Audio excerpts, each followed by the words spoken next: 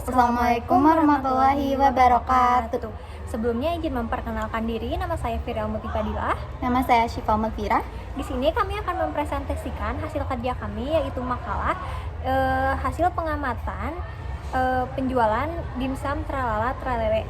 Kata pengantar, puji syukur kehadirat Tuhan Yang Maha Esa atas segala rahmat dan karunia-Nya, sehingga penulis dapat menyelesaikan makalah ini yang berjudul Analisis Penjualan Dimsum. Makalah ini disusun untuk memenuhi tugas mata pelajaran PKWU dan sebagai sarana pembelajaran mengenai strategi penjualan produk kuliner khususnya dimsum. Penulis ini menyadari bahwa makalah ini masih jauh dari kata sempurna. Oleh karena itu, penulis mengharapkan kritik dan saran yang membangun demi perbaikan makalah ini di masa mendatang. Semoga makalah ini dapat bermanfaat bagi pembaca dan diberikan wawasan baru mengenai mengenai dunia bisnis kuliner. Bab pertama, pendahuluan identifikasi usaha. Makalah ini akan menganalisis penjualan dimsum pada usaha dimsum tralala tralele. Dimsum tralala tralele merupakan usaha yang bergerak di bidang kuliner yang berfokus pada penjualan dimsum. Usaha ini berlokasi di SMA 6 Garut. Target pasar kami adalah anak remaja yang memiliki daya beli menengah ke bawah dan mencari pilihan makanan ringan yang lezat, terjangkau, dan praktis untuk dikonsumsi di sela-sela aktivitas mereka, baik sendiri maupun bersama teman. Latar belakang, dimsum yaitu makanan khas Tiongkok, semakin populer di Indonesia termasuk di daerah Bekasi, Jawa Barat. Tingginya permintaan dimsum menciptakan peluang usaha yang menjanjikan, namun persaingan di industri kuliner juga sangat ketat. Oleh karena itu, pemahaman yang mendalam mengenai strategi penjualan dimsum sangat penting bagi keberhasilan sebuah usaha. Makalah ini akan membahas berbagai aspek yang mempengaruhi penjualan dimsum, mulai dari analisis pasar, strategi pemasaran, hingga pengelolaan operasional usaha. Dengan menganalisis data penjualan dimsum tralala tralele, makalah ini bertujuan untuk mengidentifikasi faktor-faktor kunci yang berkontribusi terhadap keberhasilan penjualan dan memberikan rekomendasi untuk peningkatan penjualan dimsum di masa mendatang.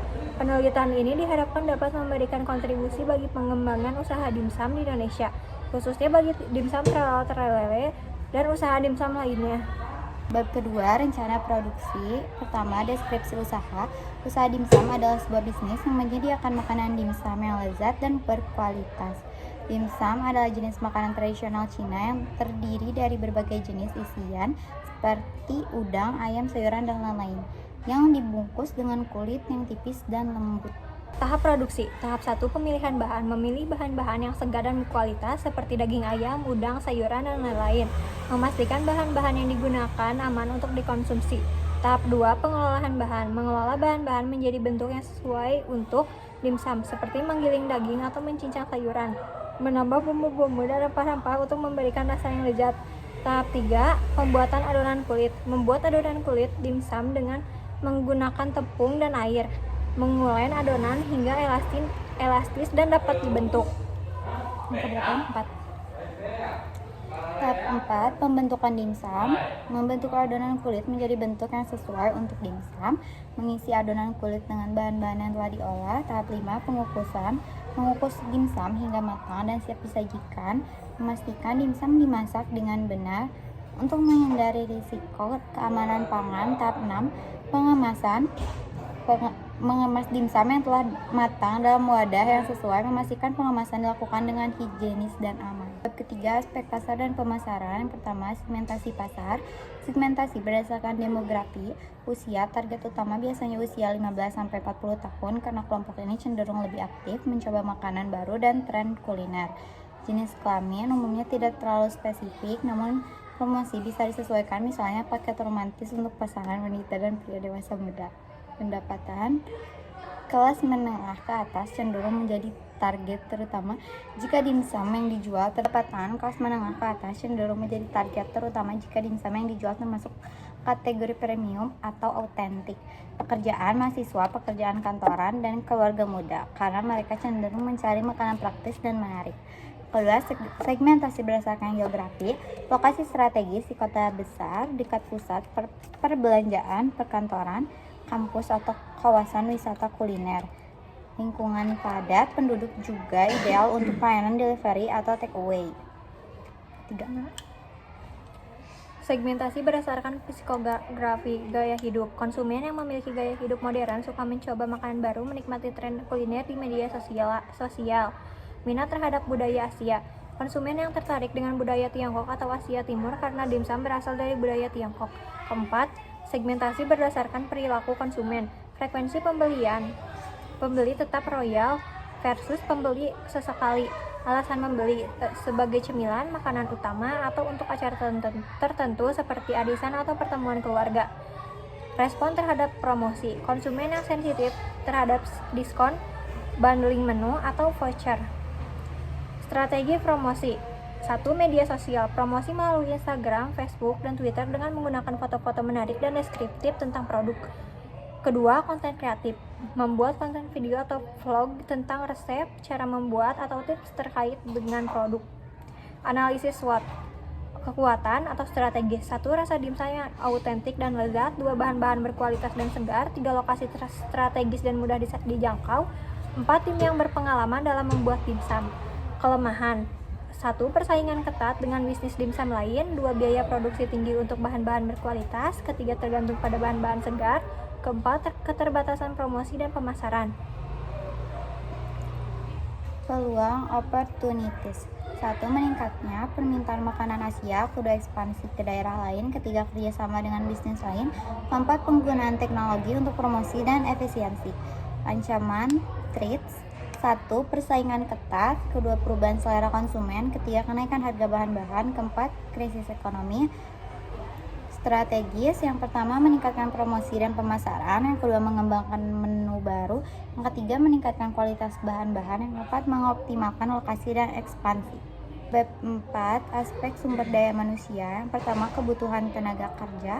Jumlah karyawan yang dibutuhkan tergantung pada skala usaha yang dibutuhkan, atau kecil, menengah, besar.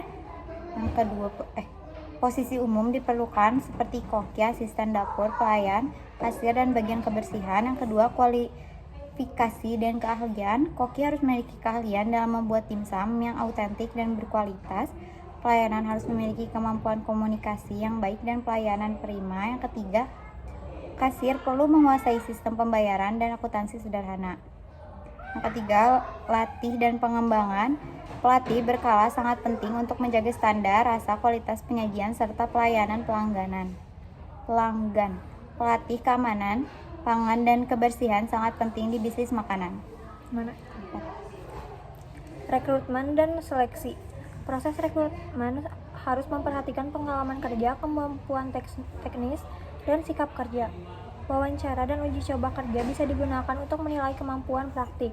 5. Manajemen dan motivasi karyawan.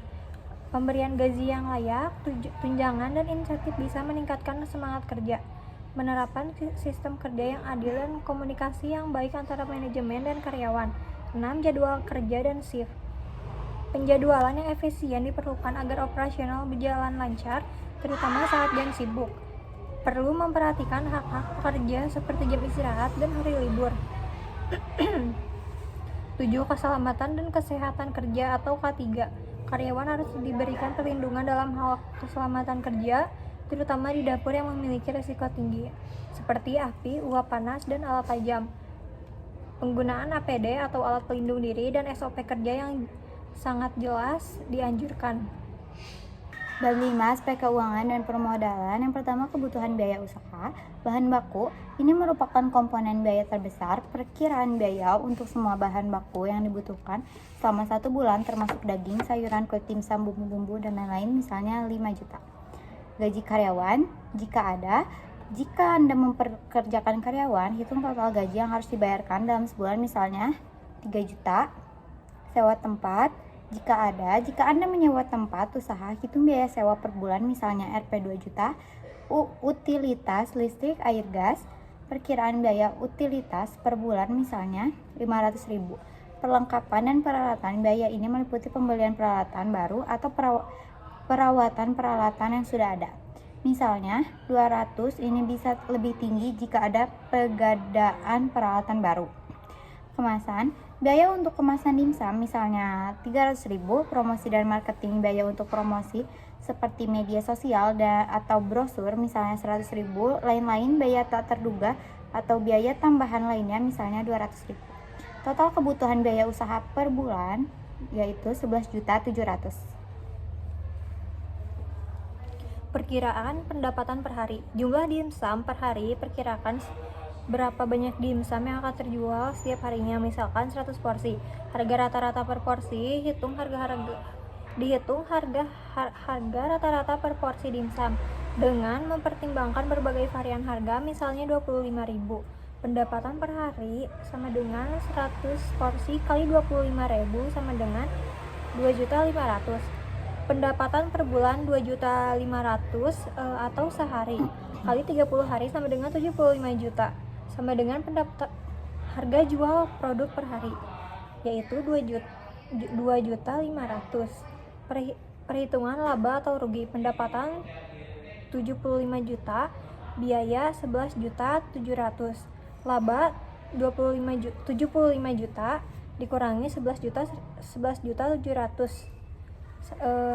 Total 63.300.000. Perhitungan BEP atau break even point. BEP dalam jumlah unit. Total biaya tetap atau harga jual per unit sampai biaya variabel per unit.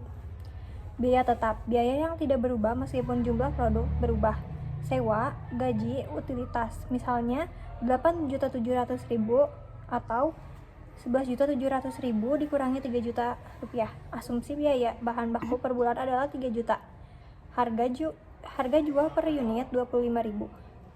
Biaya variabel per unit, biaya yang berubah sesuai dengan jumlah produksi atau bahan baku, misalnya 10.000. Atau asumsi biaya bahan baku per porsi. BEP atau unit 8.700.000 atau 25.000 kurangi 10.000 sama dengan 580 unit. BEP per hari sama dengan 580 per unit atau 100 unit per hari. 5,8 hari, bulatkan menjadi 6 hari. Artinya usaha dimsum harus mampu menjual minimal 580 porsi dimsum dalam sebulan atau sekitar 100 porsi per hari selama 6 bulan untuk mencapai titik impas. Bab 6. Penutup. Kesimpulan, makalah ini menunjukkan bahwa usaha dimsum memiliki peluang yang baik untuk dikembangkan dengan perencanaan yang tepat. Dari aspek produksi, pemasaran, SDM hingga keuangan. Semua saling mendukung dalam membentuk usaha yang berkelanjutan. Jika dikelola secara profesional dan efisien, usaha dimsum dapat menjadi sumber pendapatan yang menjanjikan.